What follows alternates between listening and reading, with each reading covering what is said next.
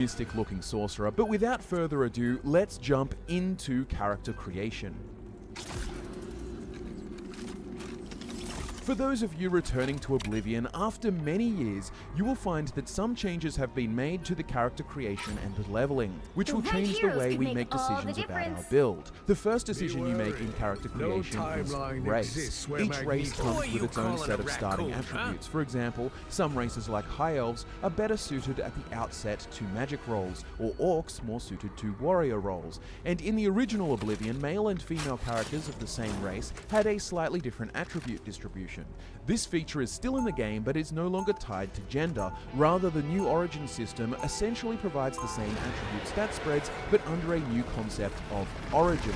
For example, the Eastern Nord has the same attributes as the female Nord of Old Oblivion, and the Western Nord has the same attributes as the male Nord. Now we get more freedom in role-playing and greater control over our build's appearance. Essentially, the Old Oblivion male stats correspond with the left option, and the female with the right option. So, for the Sorcerer, I chose Ultima, a High Elf, specifically with the Auridon origin, which functionally is like the male Ultima of Old Oblivion in terms of stats spread. The Auridon origin Ultima has 30 strength, 50 intelligence, 40 willpower, 40 agility, 30 speed, 40 endurance, 40 personality, and 50 luck. Oblivion Remastered is similar to the old game in the way it treats attributes, but it has made a few changes here and there. Strength essentially increases your melee damage, excluding daggers and short swords. It also increases your carry weight, and it contributes to your total base health, though not as much as endurance. Intelligence determines the size of your magic pool, willpower determines how long it takes your magicka to recharge, and it majorly affects your maximum fatigue this time around, which makes it valuable to both fatigue-intensive builds as well as mages. Agility is primarily responsible for bow damage, but as per changes in Remastered, it also increases your dagger and short sword damage. It also contributes to your maximum fatigue and determines how quickly it regenerates. Speed is literally just how fast you move, very straightforward. Endurance provides the larger portion of your base health pool, but most importantly, your endurance affects how much health you gain on level up. The formula being 10% of your current endurance rounded down. So if you have 30 endurance, you get 3 health points on level up. At 100 endurance, you get 10 points on level up. It makes a big difference over many levels. It used to be the case that you always wanted to get endurance early on because these health gains were not retroactive. But now, endurance health gains from level ups are retroactive, meaning if you had 10 gains at 30 endurance, resulting in 30 extra health points, when you reach 100 endurance, retroactively, those gains become 100 extra health points, as if you had 100 endurance all along. Personality determines an NPC's initial disposition, and luck is, well, it's niche. It provides hidden bonuses across all skills and helps gambling outcomes of the arena. It has some interesting interactions, but overall, for 95% of all builds, it's just not neat. There may be more to do with it in Oblivion Remastered, but finding that out will require a lot more testing. I'll come back to that and do later. For our Sorcerer, the Ultima with Auridon origin is ideal for these following. Firstly, the Ultima bonus of 100 magicka is just very hard to pass up for a magically oriented character, and along with our character creation choices, we will be aiming for the largest magicka pool naturally possible. Being a High Elf, we also get hit with a 25% weakness to frost, fire, and shock, but this can be mitigated in the long run, and the pros outweigh the cons.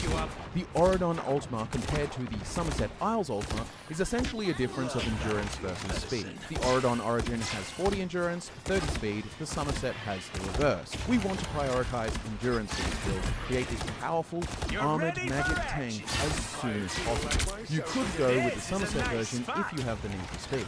I've based all of the flavor, backstory, and role-playing around an alternate character. However, if you want to choose a different race, here are the other options that I would pick.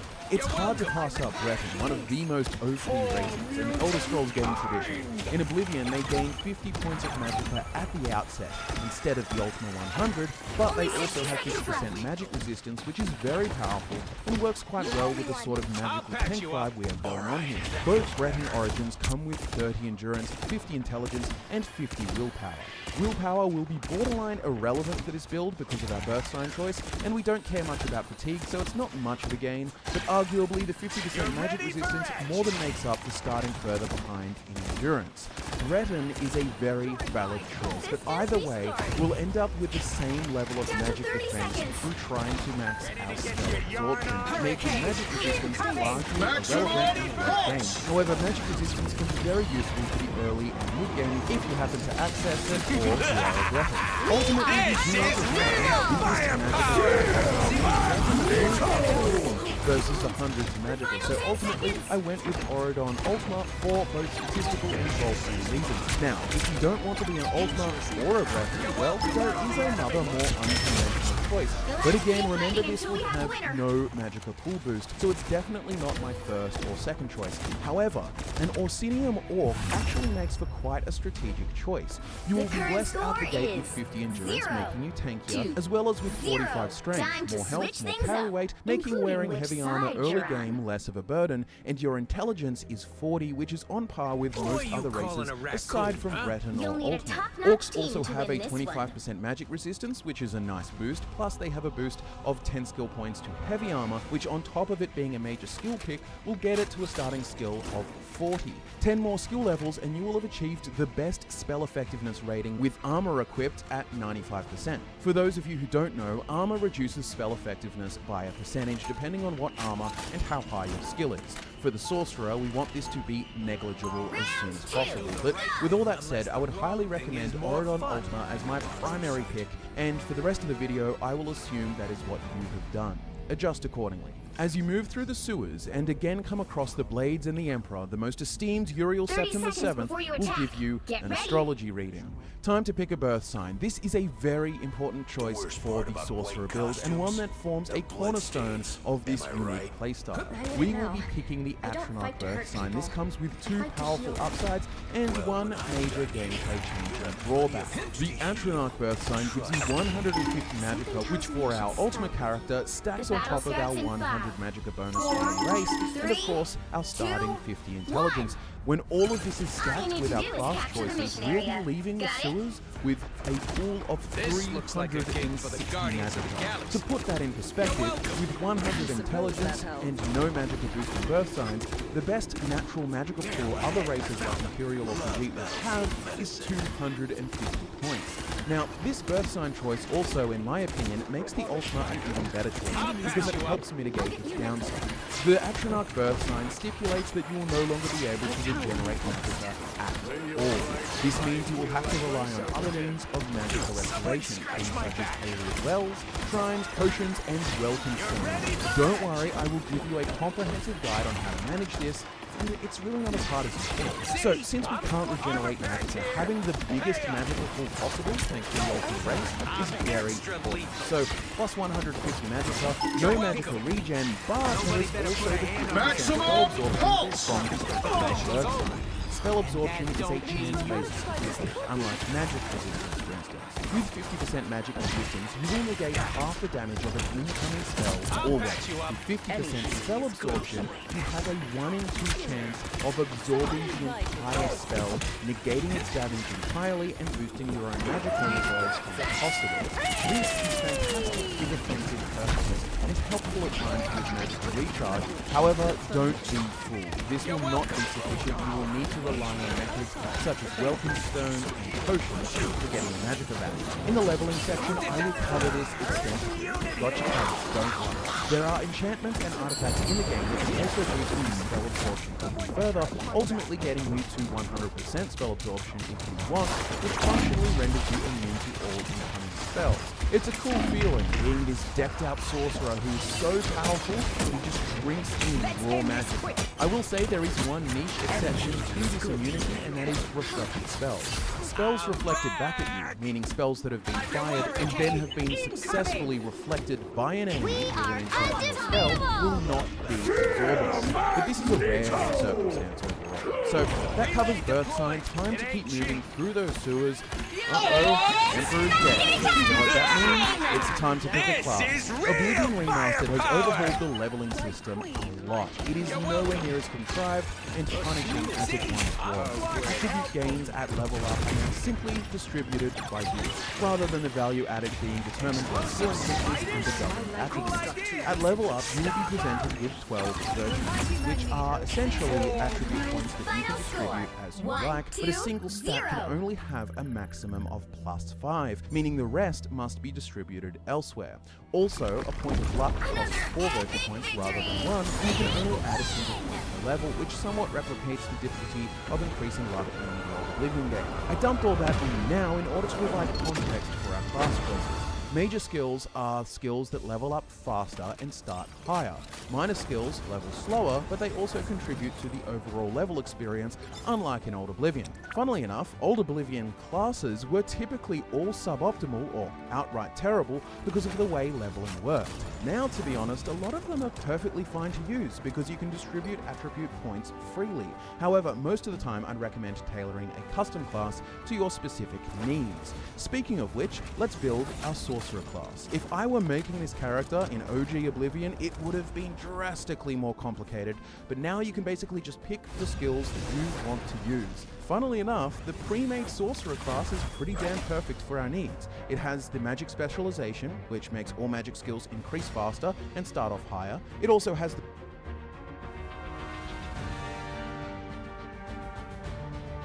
Which hero do you think you want to be today? With over 20 skills to choose from in Elder Scrolls Oblivion Remastered, Who are you little calling a difficult to decide raccoon, which huh? ones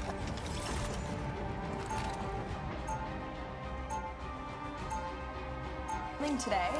It's great to be with you. This is our first official influencer briefing here at the White House. I want to thank you all so much for joining us on what is day 99 of the Trump administration.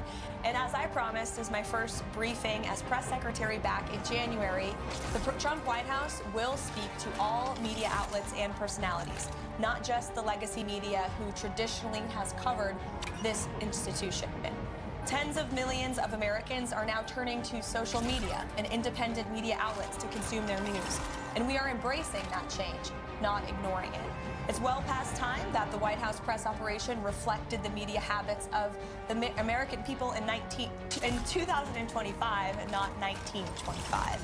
And thanks to President Trump, a select group of DC-based journalists no longer have a monopoly over press access here at the White House. All journalists, outlets, and voices have a seat at the table now, and you being here today for this briefing Pick proves your that. hero. Today Or officially villain, marks the I'm not 99th judging. day of promises made and kept by President Trump. Our primary focus today is how President Trump has fulfilled one of his central campaign promises to the American people in record time, ending the massive illegal invasion and securing our nation's southern and northern borders.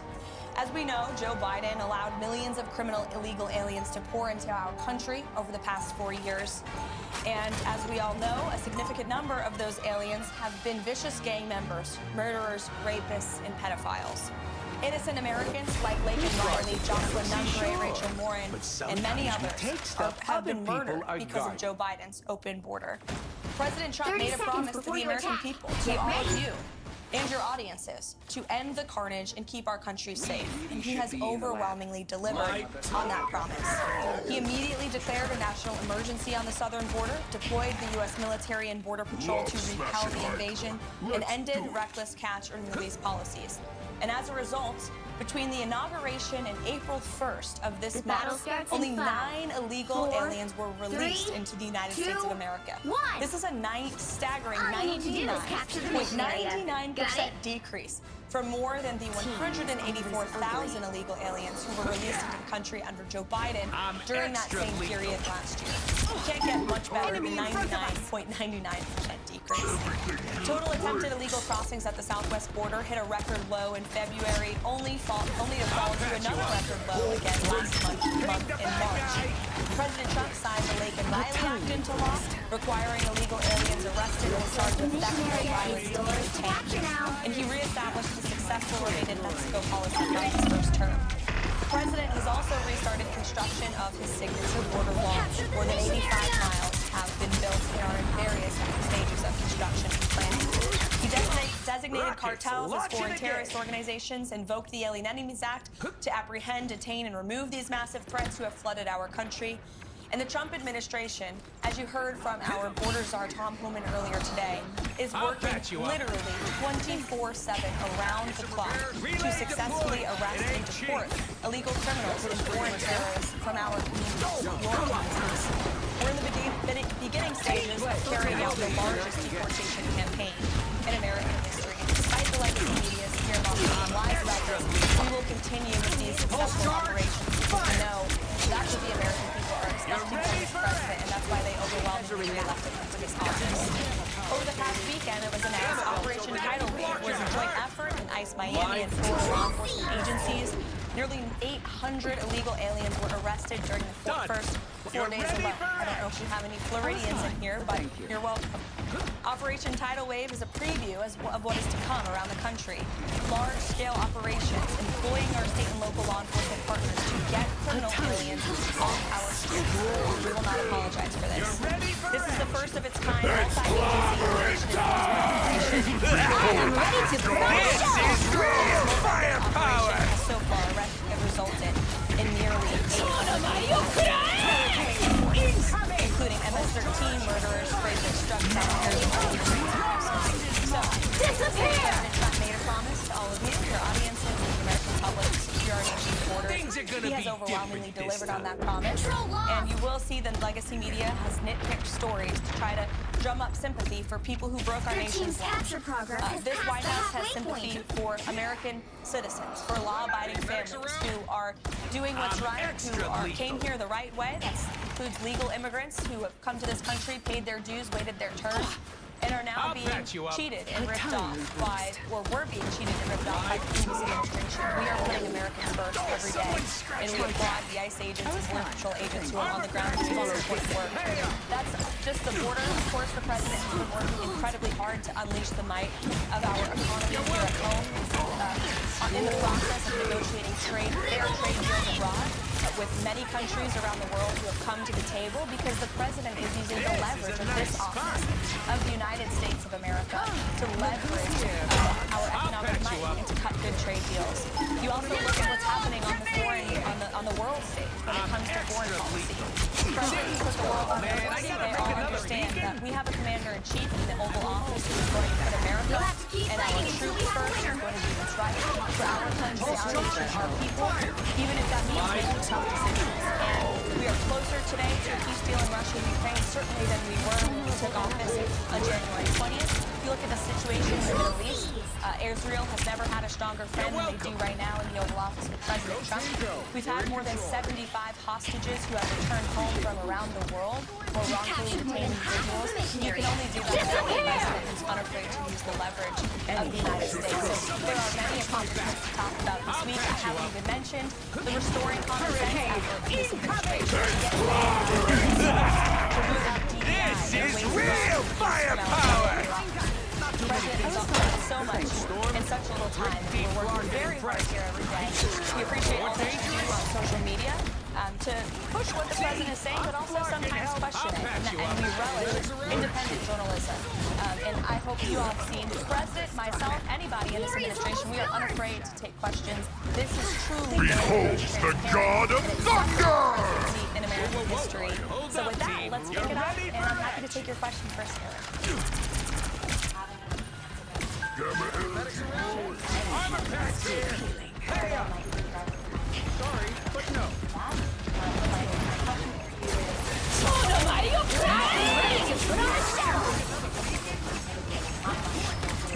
I'll patch you up. Someone scratch my back. Obey federal law, or you will be prosecuted. Obey federal law, and you can see your federal funding cut. Whether you are in college college or university. We have seen the president, again, using the leverage of this administration and to negotiate deals with some of the biggest colleges and universities in this country. And if they don't want to come to the negotiating table to apologize for the federal laws they have broken, to apologize for allowing Jewish American students on our nation's campuses to be unlawfully bullied and harassed, then there's going to be consequences for that illegal behavior.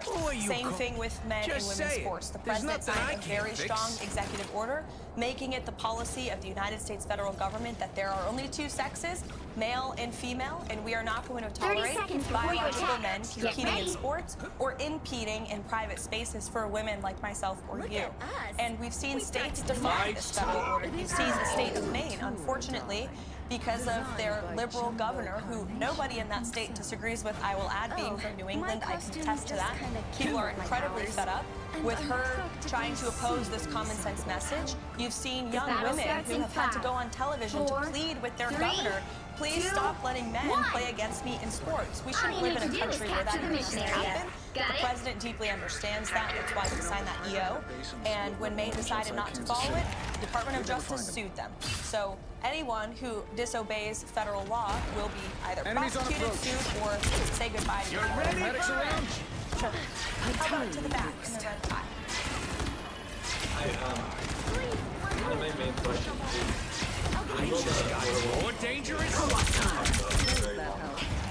Looks like the mission area is yours to capture now.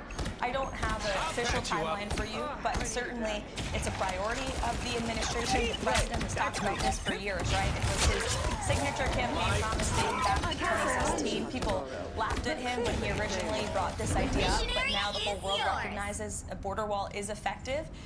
It's a necessary means to secure your nation's territorial borders. Democrats like to have borders outside of their homes, or walls outside of their homes for a reason, because they know it repels invaders. And that's why the president wants to do that at the southern border. There has been more than 85 miles built just since January 20th. It's obviously the goal of this administration to build as much border wall as we possibly can.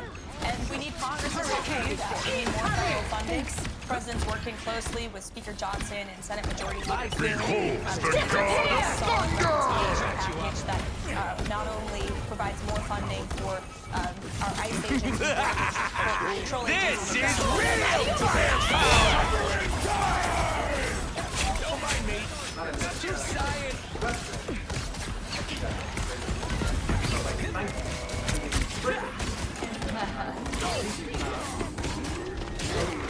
Control lost. Behind you. I've got two questions by this, maybe so forth, regarding my little country. First and foremost, As if I wasn't strong enough. Things are gonna be different this no time. free speech, no deal. You're welcome. The British business secretary, Jonathan Reynolds, has said I'm extra weak. Get ready. Here come the bad guys. there has been no material I'll get you next time. Armor patch here. Hey up. You're welcome. My second question, if I may, is in Britain we have had over a quarter of a million people issued non-crime hate incidents. As we speak, there are people in prison for quite literally My we have Team's capture progress is past the halfway point. social media posts and Hurricane incoming! I am ready to put on a show. Disappear! Pulse charge. Fire. I'll patch you up. Very good one. I have not heard that. Spoken to him about that idea, but I certainly can talk to the national security team and see if it's something the administration would entertain. To your first question about free speech in the United Kingdom, the vice president has been incredibly outspoken. And the president has spoken about this as well directly with the prime minister when he was here on a visit to the White House. So it remains a critical endeavor to show the Brits in your country, which we love and admire, about firsthand and the importance of free speech in a sovereign nation. Behold the God of Thunder! I understand that we're moving in a very positive way with the United Kingdom. I don't want to get ahead of the president or our trade team and how those negotiations are going, but I have heard they've been very positive and productive with the United Kingdom. And I will say the president always, both publicly and privately, speaks incredibly highly of your country. He has a good relationship with your prime minister, though they disagree on domestic policy issues. I've witnessed the camaraderie between them firsthand in the Oval Office, and there is a deep mutual respect between our two countries that certainly the president upholds. Well, Mr. Spicer, it's good to see you here. My predecessor. Yeah, well, you know, had to swing by. Thank you for doing this. I think it's marvelous what you guys have done to bring in this show to reflect the president's commitment to transparency and to bring this in. So I've got two quick ones.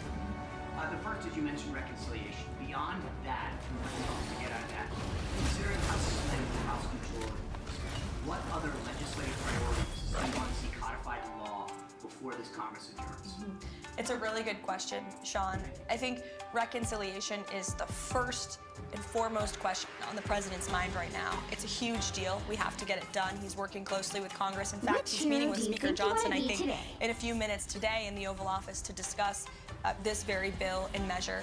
Aside from reconciliation, which we hope and are very confident will include more funding for border wall construction and mass deportations, as I mentioned earlier, but it's also very important that we get tax cuts passed. That is the second step in the Trump economic agenda. The president has used every executive lever he can to slash burdensome regulation, and we continue to do that every day across every agency. Administrator Zeldin is doing a fantastic job at the EPA, I may add, but every cabinet secretary is taking getting rid of regulation very seriously. The president is certainly working on unleashing American energy to drive down costs, but tax cuts are a critical component of really seeing the Trump economic formula be put together. So he wants to see tax cuts passed in this reconciliation package. That includes no tax on tips, no tax on Social Security, no tax on overtime, no tax on Social Security for our seniors, of course, too. As for other measures that would be codified into law, certainly we've seen the president put forth common sense executive orders and take really common sense executive action that we would love Congress to take further action on to ensure that the president's executive actions can remain long after his tenure, so you don't have another president come in here in 8 years and undo some of the executive work that the president has worked so hard on. So we want Congress to continue getting to work, but we got to get this reconciliation bill passed first. Thank you. The second thing I have, which is a question I get a lot, I figured I'd best address to you. You've done a phenomenal job opening up the briefing room, bringing in new voices. The president's commitment during the campaign to move on to this podcast is, I think, extremely helpful to Round one.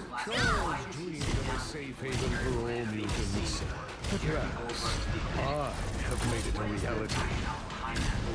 30 seconds before you attack. Get ready. Express disdain for him personally. Because the president is unafraid, and he is inspired by competition, and he likes to talk to people face to face. And I think that's one of his best attributes and qualities.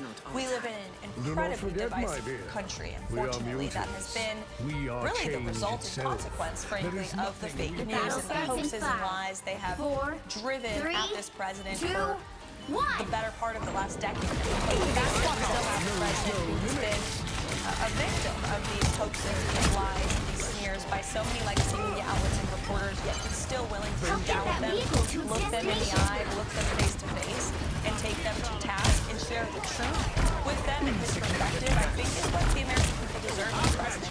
And it's certainly a stark contrast to what we had in the previous administration, a president who was hiding, who actually used this beautiful South Court auditorium, which we're happy to see today, but he used this like it was a fake Oval Office, weirdly, oddly.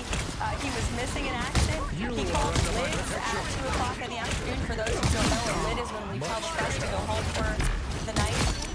He was doing that midday. That is not acceptable around here. I will tell you, we're working very early, the very late hours of the night. The president's willing to talk to anyone, not just journalists who have really posing as journalists but are actually left-wing activists, but also if you look at our adversaries and our competition abroad on a foreign policy scale. You know well, in the first term, he went to North Korea. He talked to Putin directly. He talked to President Xi directly. The president believes in direct diplomacy, whether it is our adversaries in competitors around the world or left-wing activists like Jesse. I feel like myself. Feel the wrath of the strongest! You mentioned, obviously, it's no secret America has been Israel's strongest friend.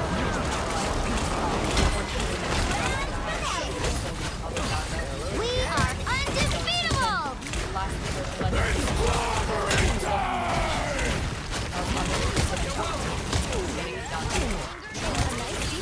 First of all, the report about Hamas media, so we always take that report with a grain of salt for our own verification reports. I talked to the National Security Council, Ian Alexander, last week, as this is obviously a priority for the administration, and all I can tell you is that I can assure you that the Special Envoy Witkoff, Adam Bowler, who's been leading some of our hostage negotiations, Mike Waltz, the entire national security team, finding the important is a priority for this administration, and they continue to work very hard. You're welcome. I never heard before. First of all, thank you for the hospitality. Always welcome. Thank you for the access. Another hit and I'll for say Luna Snow. to you again, for everyone, what I said to you a few weeks ago when you were here. I said it's so refreshing to have the press secretary after the last 2 years who's so so thank you for that. I think a lot of people would be curious to know if we have any details from the private company. I imagine that we don't know at this stage of the game, but more specifically, the DOJ stated on Friday that Feel the wrath of the strongest! Should be ashamed. Thanks for the signal. Another hit for Luna Snow. There's numerous ones who, although still employed by the You're halfway there. FBI or the Keep going. DHS, have not received back pay. I believe they've been employed but not reinstated. So I'm wondering if this administration have,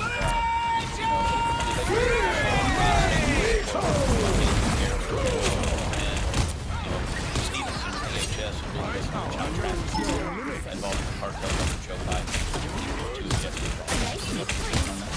We are Individual agency secretaries of those agencies obviously have deference over who they hire, who they fire, who they promote.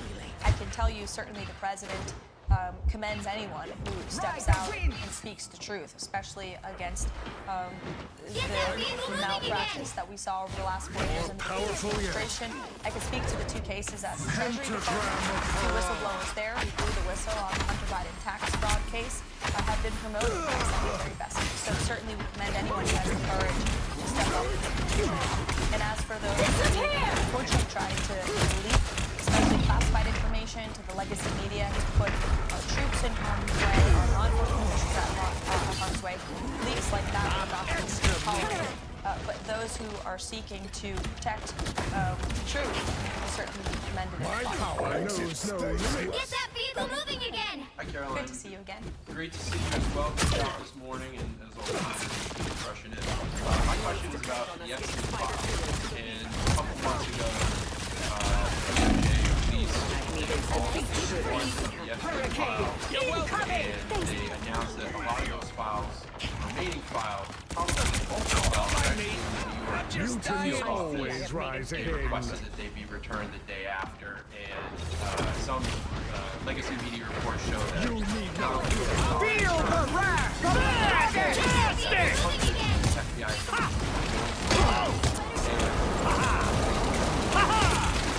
I feel like myself again. or the FBI when those files are expected, and also when we might start seeing some less.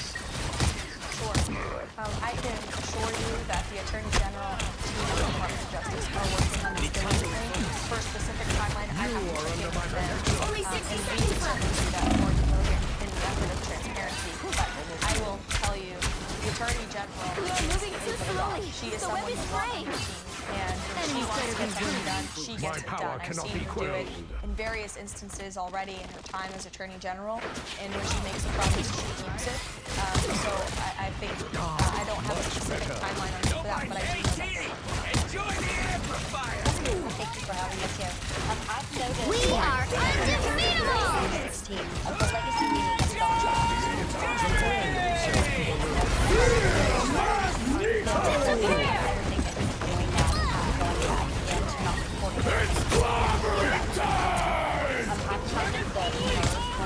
reporting Final 10 seconds. So what direction Feel the wrath of the goddess! like the White House files that were sent out every single day? If that's what people are using, You'll have to keep fighting until we have a winner. kind of like the nuts and bolts voting. Secondly, I know going into the first 100 days, Hurricane President Trump incoming! today, President Trump has issued a lot of executive orders. Mutants What about always codified? rise Is that again. a conversation President Trump is going to have with him about possibly a timeline of just taking them from POs and to codifying them to make them Fantastic! comes in possibly as a Democrat that can overturn Question earlier, absolutely. We want Congress to get to work. First thing is the reconciliation package, like I said, order and tax cuts. That's on the president's mind. But of course, he wants to see Congress move to codify all of the incredible things and work that is done via executive order. To your first question about the nuts and bolts, I wish there are people in the legacy media were like you and didn't focus on the sensationalist headlines, but actually cared about the facts. The president is doing so many phenomenal things every day that will never be mentioned on cable media. Signing executive orders, we are doing our absolute best to message that, which is again why we're welcoming independent voices like yours with following social media, because that's there's truth in this fact out there. We could have fact sheets on the stage about what the president is signing, and they do get into the nuts and bolts of each and every policy, each and every transaction that is taken. He said, it's not all executive order per se. I will share with you on those executive order focused on sanctuary cities. It will directly insert federal aid on that list of sanctuary cities back to the administration. Feel the wrath of the goddess! Sanctuary cities are breaking federal law. Well, in the Office of Management and Budget is going to look at their federal penalty. Again, if you're defying federal law, you We are undefeatable. there is another executive order the president will sign tonight. We can provide the fact sheet for you on ensuring law and order and ensuring that federal law enforcement and local law enforcement can work together and communicate more easily. And then the third executive order, which actually speaks to the heart of your question order under transportation to include English literacy tests for our truckers. This is a big problem in the trucking community. This is real firepower! Between truckers on the road, with federal officials and local officials as well, which obviously is a public safety risk. So we're going to ensure that our truckers, who are the backbone of our economy, are all able to speak English. That's a very common sense policy in the United States of America. So the president is signing Vehicle reached the checkpoint. Keep up the momentum. If you can't have an iron fist, stone's the next best thing. Journey into mystery, yes. Right. It's amazing. Well, I will tell you that something. The Secretary of Commerce and the Secretary of Treasury are both equally as excited about as is the President. And, you know, there's many reasons for the tariffs the President is facing and the trade deals that he is currently negotiating. Number one, we need to shore up our critical supply chain. Number two, we need to increase our markets here in the United States. We are running billions of dollars in deficits. Our country will cripple if we continue down this path. And so how great it would be for the external revenue to completely replace the internal revenue service. So I know the administration is focused on the external revenue service. And as you know, Customs and Border Protection is charged with bringing in the money from tariffs every day. And they are bringing in billions and billions of dollars per day with the current tariff rates. More tentacles than Gargantos himself. I think I went around the room. Oh, no, one more. So we know ever since he got to office. We are undefeatable. See anything? You're starting on Feel the wrath of the goddess! Disappear. This is something the president talked about on the campaign trail for sure. We need Us against the world. the president will always support our law-abiding gun owners, and as you mentioned, they are in supporter of the Second Amendment. It's more important now than ever. I've said this repeatedly over the past 4 years. The Second Amendment was never more important than when we had an illegal immigrant crime epidemic spiking in this country. Law-abiding Americans have a The current constitutional right to score defend is themselves, and the president 2-0. absolutely supports that. But international reciprocity, we do need Congress's help on that one. Time to switch things Thank up, you guys. including It's which so good to see side you. I you're could go on. around the room all day, but unfortunately, there's work to be Open done. your eyes. Thank you for coming to our The right very heroes first can make influencer all the briefing to kick difference. off the first 100 days of the Trump White House. It's great to see you all here, and Magneto thanks for what you do. yields. Thank you. I'm gonna walk. You guys ready? Great. Good afternoon, everybody. How are we? Good to see you all. I have a few announcements off the top today. On April 14th, President Trump will welcome President Bukele of El Salvador for an official working visit here at the White House. They will discuss El Salvador's partnership on using their Supermax prison for Tren de Aragua and MS-13 gang members, and how El Salvador's cooperation with the United States has become a model for others to work with this administration. Stay strong. On April 17th, President Trump will welcome Prime Minister Giorgia Meloni of Italy for an official working visit at the White House as well. The president's thoughts also remain with the families and communities experiencing devastating loss from the severe storms and flooding affecting several states across the central U.S. President Trump approved emergency declarations for battle starts in Arkansas, 5, Kentucky, and Tennessee, 4, allowing 3, FEMA to provide 2, federal assistance 1. like equipment and resources to support seems we state have and local firepower emergency response knows no officials limit. during the response on the disaster. Last night, the Supreme Court delivered a massive legal victory to the Trump administration and allowed us to continue removing foreign terrorist invaders under the Alien Enemies Act. This was a smackdown to a rogue left-wing, low-level district court judge who have relentlessly tried to stop President Trump from using his core constitutional powers as head of the executive branch without a commander-in-chief. The highest court in the land made it clear that the President of the United States has the power to protect our homeland and forcibly remove foreign terrorists who pose a grave threat to families and communities. Thank you to the Supreme Court for upholding the rule of law and protecting the Constitution. Our message to the monster Tren de Aragua and MS-13 terrorists still hiding illegally inside our country is clear. Support yourself now, or you will be locked up and sent back to your home. They look like they need this. On another matter, the historic Liberation Day announcement last week by President Trump made it very clear that the era of American economic surrender is over. President Trump is no longer going to allow American workers and companies to be ripped off at the hands of foolish trade practices that shipped away millions of high-paying jobs and hollowed out communities across the country. It's America first, all the way. And despite fear-mongering by the media, the world is clearly responding to President Trump's approach. Just yesterday, President Trump held a bilateral meeting with Israeli Prime Minister Benjamin Netanyahu here at the White House. The Prime Minister pledged to immediately eliminate America's trade deficit with Israel and remove their trade barriers. Israel's proactive the world. Also yesterday, the President spoke with Japan's Prime Minister. The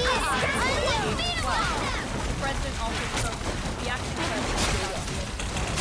He has passed Secretary Bessent and U.S. Trade Representative. Anyone willing to help? Disappear! In total, since the Liberation Day announcement, nearly 70 countries have already reached out to the President to begin Countries are falling over themselves to reform their unfair trade practices and reopen their markets to our country. Why? Because these countries greatly respect President Trump and the sheer power Mortal of the pain American is no market. match for the These countries realize they've got filthy rich over the past few decades by imposing substantial tariffs on American-made products and ridiculous non-monetary barriers to block out American industry. The jig is up. Past American presidents sat by and let this happen, but President Trump stood up for our country, and he is saying no more. The president's message has been simple and consistent. By the from eye of countries Agamotto! around the world, bring us the best dollars. People listen. Deals will only be made if they benefit American workers and address our nation's crippling trade deficit. America does not need other countries as much as other countries need us. And President Trump is going to use the leverage of our market and our country to the advantage of the people he's sworn in to represent. On the other hand, countries like China, who have chosen to retaliate and try to double down on their mistreatment of American workers, are making a mistake. President Trump has defined the will not break, and America will not break. watching. He is guided by a firm belief that America must be able to produce essential goods for our people to the rest of the world. A strong America need not be solely dependent on foreign countries for our food, medicines, and critical minerals. And America must always maintain a robust defense supply chain. Reprioritizing and strengthening our manufacturing industry are essential national and economic security issues of the utmost importance to President Trump.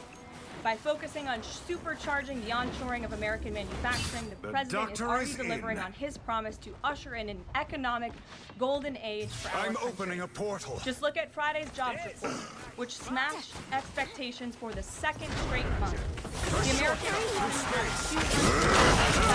has nearly 100,000 more jobs than economists predicted, and the fourth highest month of private payroll growth in the past 2 years. There was also a sharp increase in transportation, construction, and warehousing employment. And in just 11 weeks, President Trump has secured more than $1.5 trillion in private sector investment. This is $500 billion more than Joe Biden secured in his entire term.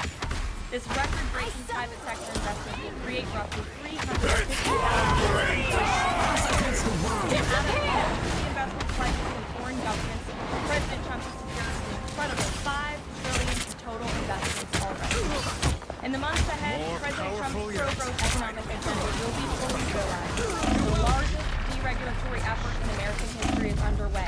Unnecessary, burdensome, costly red tape is being eliminated by this entire federal government every day, driving down costs and massively boosting small businesses.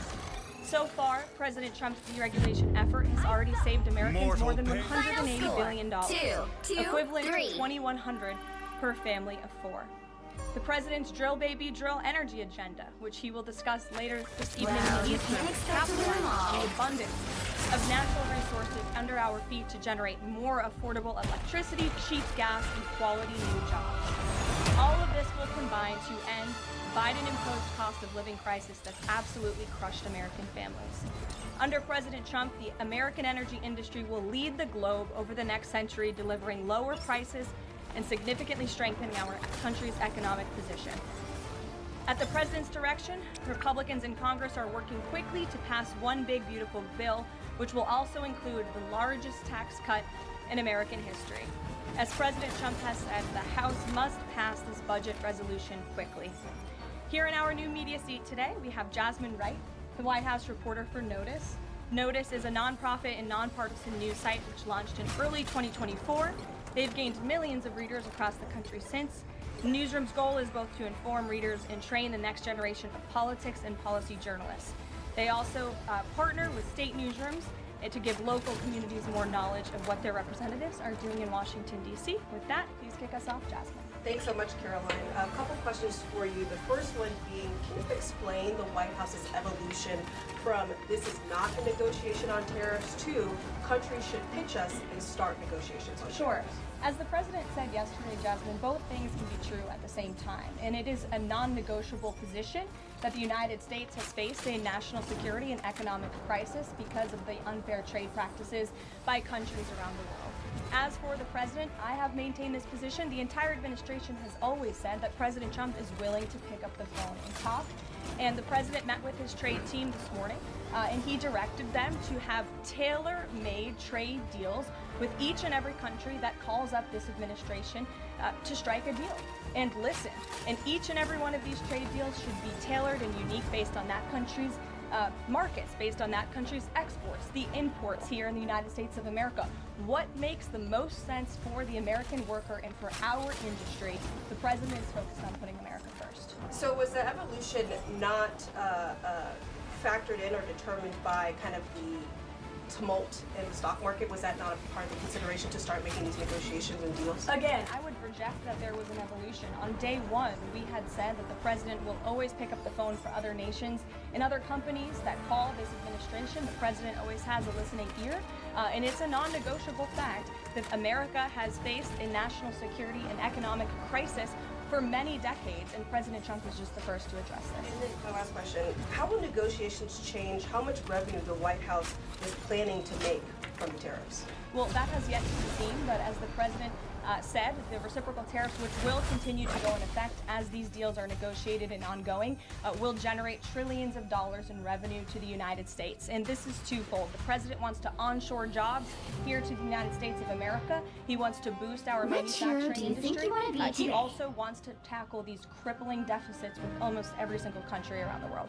Jackie. Thanks, Caroline. The Treasury Secretary, Scott Bessent, warned that some of these negotiations might take up to months, that we could be doing this through April, May, and into June, and then you had Kevin Hassett say it's going to take a lot for the president to put his signature on the line, so he wants to make sure there's a good deal for America.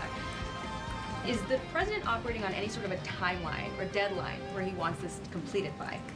Well, we always move at Trump speed here at the White House, which is incredibly fast. I know you all know that from covering this White House day to day. The president likes to get things done, but he's very much focused on ensuring that these deals are good for the American worker, they are good for American manufacturing, and again, that they tackle these crippling deficits with these countries. All options are on the table for each country, but again, these are going to be tailor-made deals. They are not going to be off-the-rack deals, as the president has called it, and he has directed his entire trade team to be part of this effort. So that includes Secretary Bessent and our National Economic Director, Kevin Hassett. It also includes Secretary Lutnick, Peter Navarro, the entire trade team, Jamison Greer, who was on the Hill today, everybody who was involved in this incredible fair, reciprocal trade agenda will continue to be involved in negotiating these deals. Yesterday, Goldman Sachs put out a research note. It put the odds of a recession at 45% within the next 12 months, up from 35%. But Peter Navarro guaranteed last night no recession. Does the president agree with him on that? I know the president in the past has been leery of making definitive statements on that. I can speak for the president, and I can speak for the optimism that he sees in our economy every day. Again, when we talk about the massive deregulatory efforts that are happening across the board, when you talk about how oil prices are down, gas prices are down, egg prices are down, cutting costs for the American worker, for the American consumer. We also see trillions of dollars of investments pouring into this country every day, and we're working hard now on the tariff side of the president's economic agenda. But don't forget, the next side of this is tax cuts, and we're counting on Capitol Hill to get those done, the largest tax cuts in history. That without those tax cuts coming through, that the likelihood of a recession is greater? No, that's not what I said. I'm just saying be mindful of the whole of government economic approach that this administration is taking every day. 3, sure. 2, Go 1. Thank you, Caroline. You just said that no one better going into effect, some countries have been whipping out the United States, but some of the tariffs target countries like Madagascar, Bangladesh, with very high levels of quantity. So can you explain how the president wants to correct the deficit with those countries?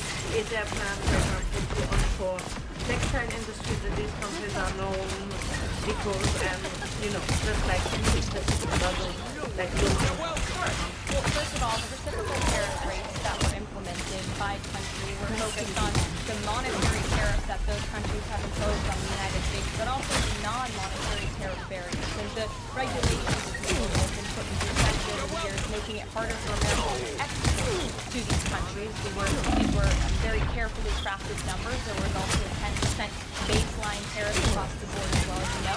Moving forward, the president will talk to any country that picks up the phone and calls. And I know the phones have been ringing off the hook, wanting to talk to this administration, This is real firepower! The world knows that they need the United States of America. They need our markets, they need our consumers. The president has a lot of leverage on his side. It's the best economy and the best country in the world that he sees. He knows that. And it's about getting time and finding a president who uses that economic leverage to benefit American workers. And that's what the president is trying to do. Next.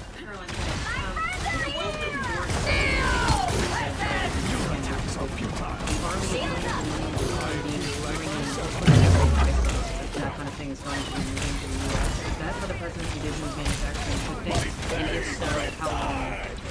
The president wants to increase manufacturing jobs here in the United States of America, but he he's also looking at advanced technologies.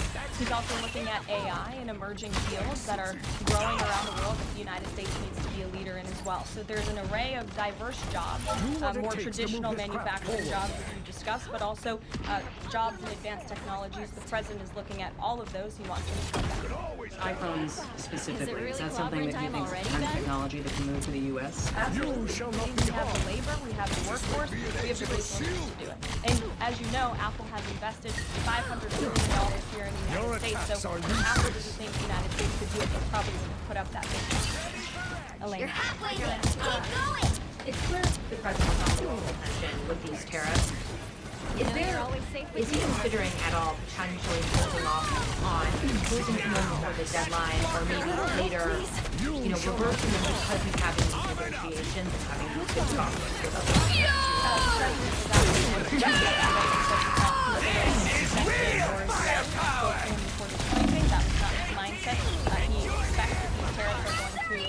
In his final said something very important in his question. He said the president has captivated the attention of the world. Absolutely he has. It's about time we have a president in the office who is putting the world on notice and is putting the American people first, and again is using the leverage of the United States to negotiate their Just a quick follow-up. Sparring between Elon Musk and the president's trade advisor Peter Navarro on some of these tariffs. Musk actually referred to Navarro as being, quote, dumber than a sack of bricks. Are you at all, or is the administration, the president, also concerned that this may be impacting the public understanding of these tariffs and maybe nothing different message on it? No, look, these are obviously individuals who have very different views on trade and on tariffs. Boys will be boys, and we will let their public sparring continue. And you guys should all be very grateful. Never miss! And I think it also speaks to the president's government and this White House have very diverse opinions on very diverse issues, but the president takes all opinions in mind and then he makes the best decision based on the best interest of the American public. Caroline. Talking about one-stop shopping talks with foreign leaders, bringing leaders to the U.S., Washington, and talking to them about tariffs, but also other topics. So is that vehicle reached a checkpoint? Keep up the momentum to Washington and trying to get deals, outside of tariffs on foreign policy issues as well? I think the president, again, is going to have a custom tailor-made approach to each and every country. And if that's a discussion with foreign This is real firepower! How those ships are paid for, comes to the table, that could be part of the negotiation in these economic negotiations. But it's the president's economic team who is leading these. And yes, it will be one-stop shopping for each and every country. It will be, as the president said again, tailor-made, not on the rack. Each and every country based on their Can you confirm? President Trump has designated Hyundai Rockwood as a foreign terrorist organization, and supported its members were also moving to restrict Venezuela's oil exports. Is the administration preparing additional military or economic actions against Venezuela and the Maduro regime? And my second question is about Supreme Court Justice Amy Coney Barrett. Is the administration honoring her decision to go with the liberal go-out-speak at Hyundai Rockwood? This is the same justice that actually sided against January 6 hostages last year. So is the administration on a comment or is it in Supreme Court Justice Amy Barrett? To your first question, I don't have any actions to read out in terms of Venezuela. The president has imposed secondary tariffs on the Maduro regime and on Venezuela in the form of oil, which is obviously going to have a trickling effect on the Maduro regime, and that's the intended effect of this administration. As for the justice, you mentioned that it is important in our feeling very clearly we believe this was a massive victory. Certainly, we wish this was a 9-0 decision because we firmly believe that the president was well within his constitutional authority. This court made that very clear last night, and they put Judge Boasberg into place. We called on the Supreme Court to rein in these judges who are acting as judicial activists, not real arbiters of the truth of the law. Never miss! Shields up! Enemy located. Not sure how we'll solve it.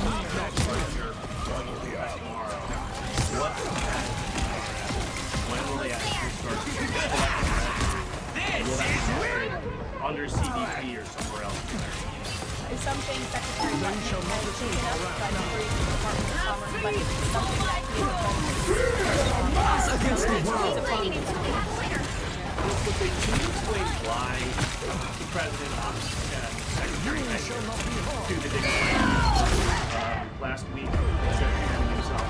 The Secretary has said was there to represent the administration. The president has expressed his condolences to these families, as have I from the podium. Shelby.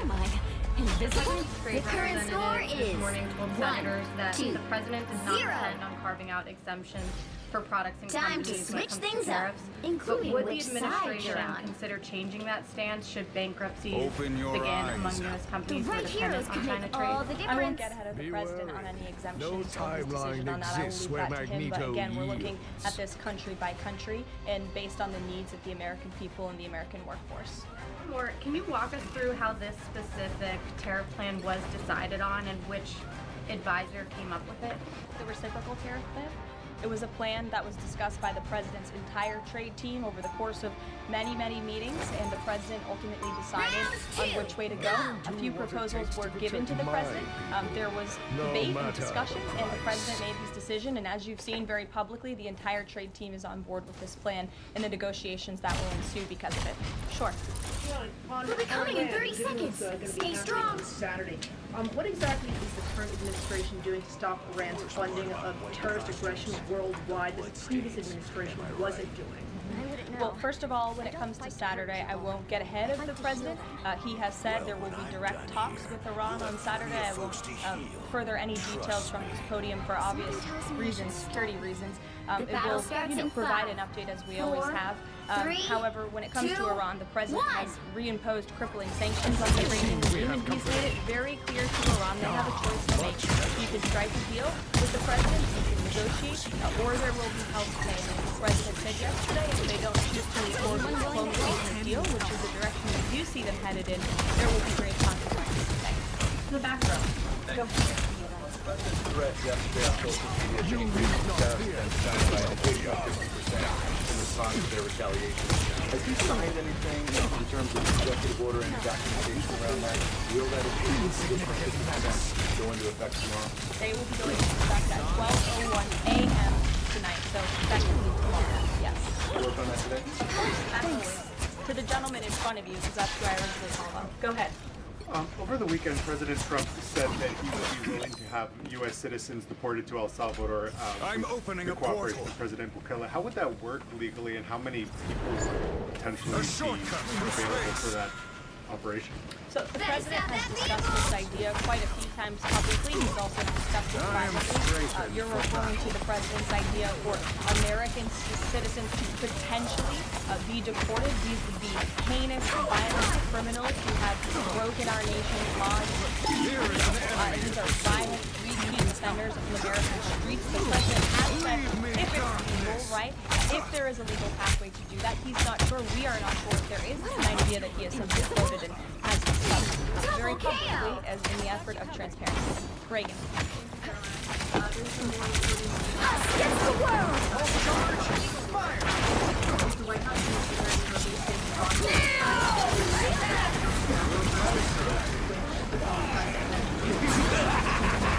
This is real firepower! I think the American people would be quite interested in that case, but I'll double check on it.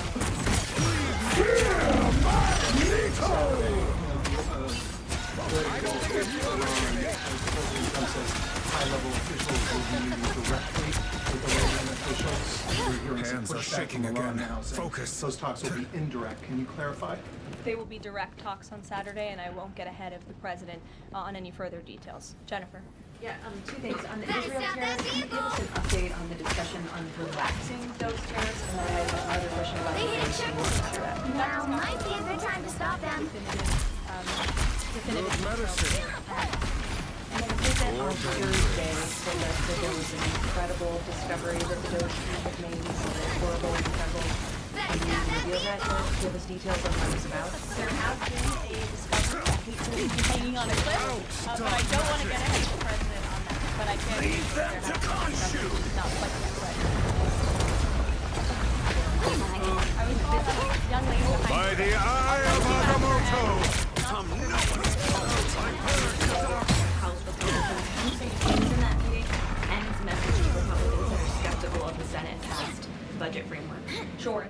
will be meeting with Republican lawmakers today here at the White House to talk to them about the framework that the Senate passed. The president was very quick to put out a statement about his support for the reconciliation package that the Senate passed, and he is counting on House Republicans to pass it.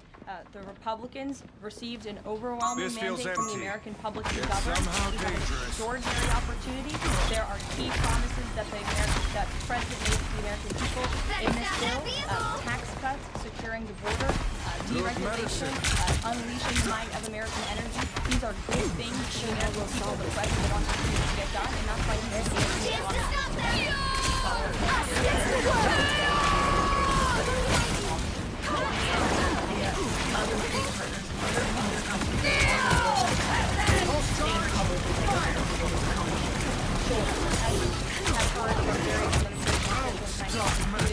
There have been nearly 70 countries that have reached out to the administration last time I checked, but again, I think the folks are bringing up the coast or leaders want to fly tonight and get on a plane to negotiate with this country, which shows you the leverage that the president is using, which shows you the rest of the world needs the United States of America to do business with. Israel, obviously, yesterday, you heard a public statement from Prime Minister Netanyahu. The president has detailed his calls with the leaders of Japan, in South Korea. We are going to prioritize our allies and our partners around the world first in these negotiations, and the trade team will be divvying them up again to make tailored trade deals around the world. As promised. Yes, thank you. You mentioned the 70 countries or so. I'm curious, though, under what conditions at this point would President Trump talk to President Xi about tariffs? Look, I just spoke to the president about this, and he believes that China wants to make a deal with the United States. He believes China has to make a deal with the United States. It was a mistake for China to retaliate. The president, when America is punched, he punches back harder. That's why there will be 104% tariffs going into effect on China tonight at midnight. But the president believes that Xi and China want to make a deal. They just don't know how to get that started. And the president also wanted me to tell all of you that if China reaches out to make a deal, he'll be incredibly gracious, but he's going to do what's best for the American people. So China has to call first? The Chinese want to make a deal. They just don't know how to do it. But the president will be implementing these 104% tariffs on China tonight. Under what conditions might he consider lowering tariffs on China at this point? It would be imprudent.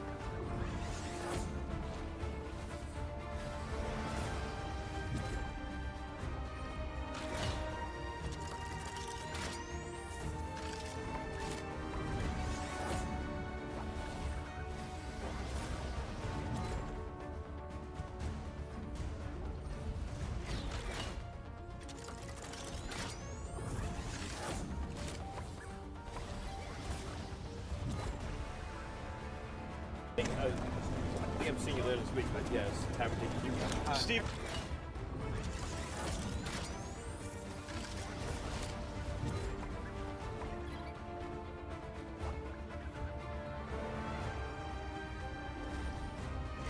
Thanks to the AI boom, tech giants are pouring billions into chips like GPUs. This propelled Nvidia to the top, briefly ranking as the most valuable company in the world. But what about AMD? Like Nvidia, they've been designing semiconductors, and more specifically, GPUs for quite some time. They should be dominating, right? But they aren't. In fact, their shares have recently plunged. From early 2024 to early 2025, their shares dropped by half, erasing almost $200 billion in market cap. So, what's going on? How is a GPU company failing during the AI hype? What is happening to AMD? Which hero do you think you want to be today? To answer this, we need to take a look back. In the 2000s, AMD was in a fierce battle with Intel. Both these companies produced CPUs, central processing units, and had gone back and forth as the market leader. But now, Intel was pulling well ahead.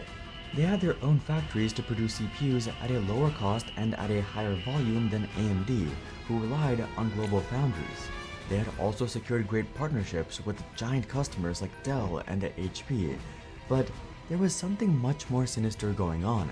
Reportedly, Intel paid their customers billions behind the scenes to not use AMD. Intel at the time was making much more money than AMD, and had the cash to try and crush AMD completely. Lawsuits from AMD aimed at Intel ensued, arguing anti-competitive practices. The Japan Fair Trade Commission had found that Intel was indeed paying such rebates to 5 major Japanese computer makers, presumably Sony, Toshiba, NEC, Hitachi, and Fujitsu, though the companies are unnamed in the public version of the JFTC order, and that the rebates violated Japanese competition law. In its suit, AMD alleges that Intel has been paying manufacturers so-called first dollar rebates, meaning that at the end of the quarter, if the customer has achieved the level of exclusivity Intel seeks, it will get a retroactive discount on every Intel processor it purchased that quarter. Yet, there was another major issue.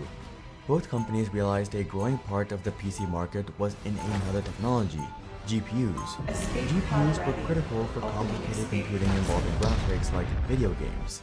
Though not comparable to standalone GPUs, Intel was using integrated graphics with their CPUs, so they had something, while AMD only made CPUs. AMD needed to do something. They were barely profitable and losing ground. So AMD made a gamble. They bought the Canadian GPU maker ATI for $5.4 billion. In a press release, AMD said, in this increasingly diverse x86 computing environment, simply adding more CPUs to a baseline architecture will not be enough. Modular processor designs leveraging both CPU and GPU compute capabilities will be essential in meeting the requirements of computing in 2008 and beyond. This would give them an in into this growing market, but most people were skeptical. This was money that AMD didn't have, and as a result, almost all that money came from debt. In mid-2007, their total debt was about as much as their total revenue that year, and things didn't improve. They made a $2.3 billion loss in 2007 as their computing solutions business fell 12%, even with new graphics products from ATI. Accordingly, reasons included a price war with Intel. Even though AMD was shipping more units, its average selling prices were falling. Then, in 2008, they lost another $2.3 billion. Even then, the ATI acquisition didn't work as intended. They were having trouble merging the companies, and the lawsuits against Intel were a massive disaster. It also appeared that they overpaid for ATI, which was having its own problems, including delay of graphics products and, for the most important customer, Motorola giving them less business. By 2010, AMD dropped the ATI brand altogether. Things were bad. Even though they had technically won in court against Intel with a $1.25 billion settlement, they were still in a bad spot. But luckily, someone came to the rescue. Enter Lisa Su. It was actually my dream job to run a semiconductor company, and many people would say, I don't want to do that. This is Oh, that's right. Su was an engineer with a deep academic and field experience. A bachelor's, master's, all from MIT. I spend a lot of time in school. I'm opening a portal. And when you find something you like, you stick with it. Huh? That's right. Yeah. She had a vast amount of experience with semiconductors and chips, coming from Freescale Semiconductor, IBM, and Texas Instruments. Su was made the senior vice president in the following year 2004, and Su was appointed the CEO. Largely because everyone above her stepped down. She had a lot of experience, but also a massive challenge. She had to get AMD back on track. Luckily, she had an answer. In truth, even before she was made CEO, she was already working to save the company. You see, AMD was stagnant, yet also extremely narrow, the PC market. But that market wasn't growing. In 2011, PC shipments only grew by 0.5%. Then, it began to decrease. In 2013, shipments declined by over 10%. AMD was pigeonholed into a market that was going down. But it didn't have to be this way. CPUs and more recently GPUs were their business, and both of those categories, and for that matter semiconductors, have a huge spread of industries. This was Lisa's plan. She began meeting with leaders at Microsoft and Sony. Her focus was diversifying the company, expanding from the PC market into growing industries, namely consoles. Through her relationships, she secured AMD as the backbone of the new generation of consoles. the Xbox One and the PlayStation 4 each would have custom AMD chips. This was the peak of the generation, and the industry was booming and had been for a while. Today, the Xbox One shipped about 58 million units. Impressive, except when compared to the PlayStation 4, which shipped over 117 million units. All of them are powered by AMD chips. In fact, with how many PS4s have been sold, you could argue Sony saved AMD from bankruptcy. When Lisa Su joined in 2012, just 10% of AMD sales came from non-Asian markets. But in just 2 years, that's 40%. This was a monumental success. AMD was making more profit and was much more stable. But in reality, this was just the beginning of AMD's comeback. With some momentum behind them, it was time for AMD to take back ground in their home market, computer CPUs. In 2017, AMD launched their next biggest brand, Ryzen. CPUs with high performance, high thread counts, and unbeatable value for the dollar. In just a few months, AMD CPU market share surged and Intel's began to decline. AMD had tighter profit margins, but it was a price they were willing to pay to beat Intel, who at this point were starting to panic. They were facing huge delays with their new 10nm chips, which was supposed to launch in 2016 but pushed as far back as 2019. To add salt to Intel's wound, while they were struggling to produce 10nm chips, AMD had introduced 7nm chips. Though I will note that they each measure their process sizes slightly differently, so it's not an apples-to-apples comparison. But a key reason for this was manufacturing. Their in-house chip production had provided better products and better profits in the past, but now it was hurting them. AMD, however, had moved from Global Foundries to TSMC in 2018, who were far further ahead in producing 7nm chips. AMD, for the first time in decades, was beating Intel. Lisa Su had done it, and there was more than just Ryzen. AMD had also cemented itself as a cheaper yet still great alternative to Nvidia in GPUs, with extremely good value for money. She had also pulled back AMD from fields that were just costing money. At the time, mobile was a very, very exciting field, but it wasn't what we were fundamentally good at. And so we really focused on our core. And I know that sounds simple, but actually it takes a long time to build a sustainable product roadmap. In November 2012, AMD share price was as low as $2, but all time of year in 2020, it climbed to $92. Lisa Su had spent years directing AMD's focus on investments into the future, which were now paying off big time. What's the process of making those bets? Who do you have around you that's helping you make decisions product? What's really important in our world is really getting close to the people who are doing the engineering. So I'm an engineer at heart, and I actually spend quite a bit of time with our chief engineers and architects to understand where they think the future is going. Everything was going great. Or was it? Lisa Su had made these early bets and they worked. At least for the medium term, but not the long term. As it turns out, while AMD was making the CPU and the PC comeback, Nvidia was putting their focus somewhere very different.